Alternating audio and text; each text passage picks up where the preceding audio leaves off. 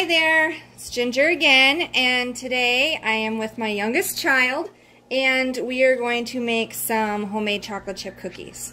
These are another thing that my family constantly asks me to make, and then whenever I do make them, they will often freeze them. So we're going to start with melting together 2/3 cup of shortening and 2/3 cup of what my grandma used to call oleo, which is actually margarine. You can use real butter too, but just expect that with real butter, it's going to make the cookies kind of crispy on the edges especially. So what I like to do is just use mostly margarine and then a little bit of butter in there. So we're going to start by taking, this will be 1 1/3 cups here of shortening. And it doesn't have to be perfect. That's kind of what makes cooking so much fun for me anyway.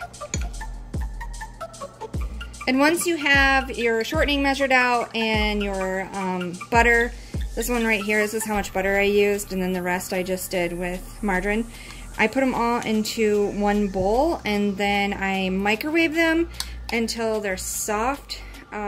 It usually takes 20 to 25 seconds or so. If they're melted, then it kind of makes your cookies have a weird consistency. So you want them soft, but not completely melted. Okay, so we microwaved this. It actually took 30 seconds, and some of it is a little melted, but for the most part, it's just this really nice soft consistency.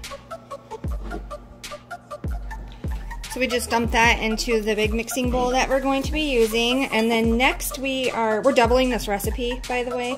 So next we are going to crack 2 eggs. My very helpful assistant cracked 4 eggs into our butter bowl. We like to crack the eggs into a bowl before we actually put them in with the other stuff. This helps, like, if you have a whoops and get eggshell in there, you can just fish it out versus trying to fish it out under with a bunch of white shortening or sugar. It would be really hard to find.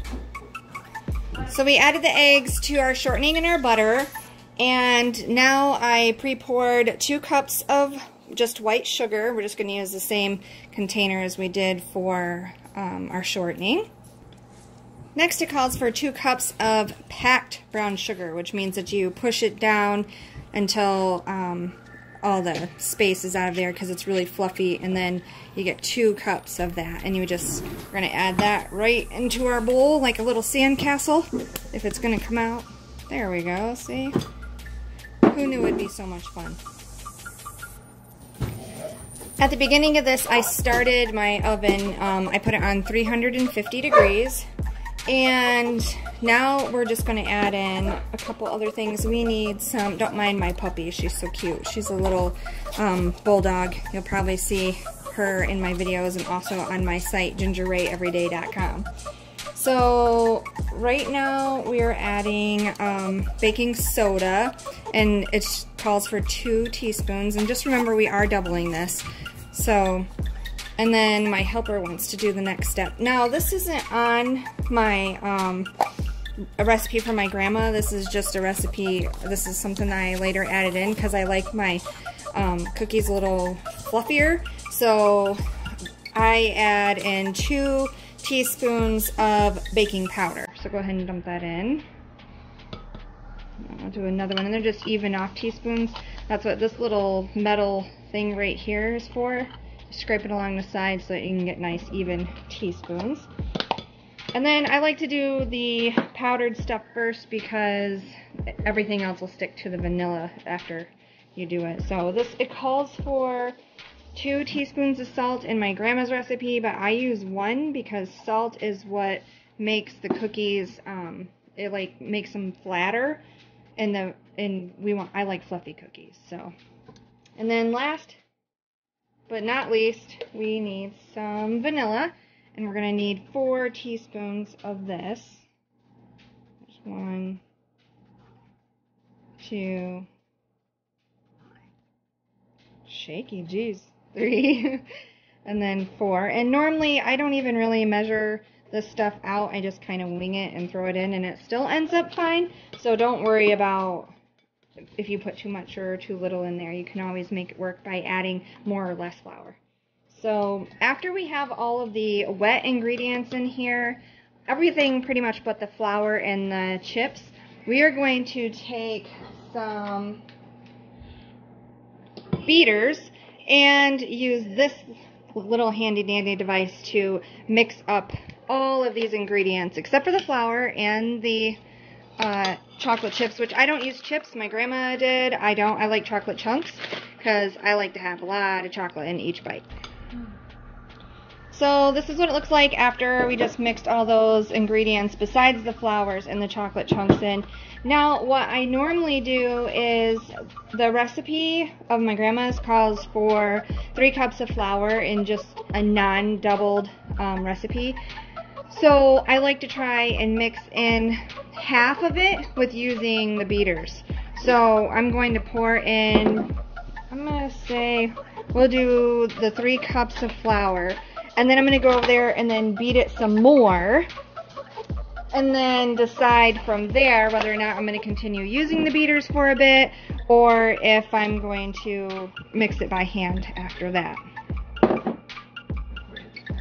I ended up mixing in 4 of the 6 cups of flour, and you see how it's still sticking to my spoon and really sticky, so it obviously needs the other 2 full cups of flour. So we're going to add those, and then I'm going to mix it by hand. We'll decide from there on whether or not we need to add more flour.